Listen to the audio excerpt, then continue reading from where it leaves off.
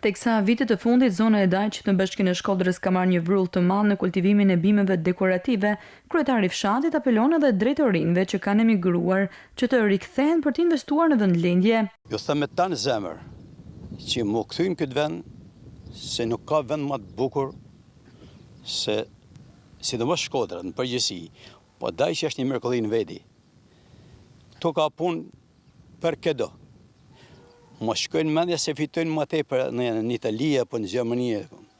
Ata janë marrëdhënë me atë punë, i duket se diçka është, por këtu është fitesa, këtu është jeta, edhe gjëja më e bukur për ta është kthimi i marrë në vendin e vet.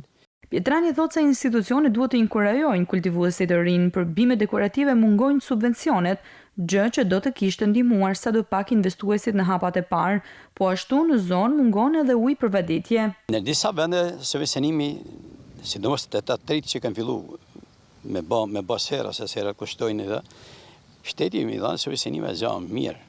Në përgjithësi, se fshati dal subvencionimin.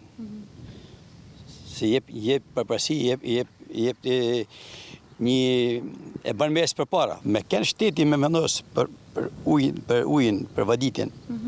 Se shteti është rregullatori i çdo gjë, me dasht.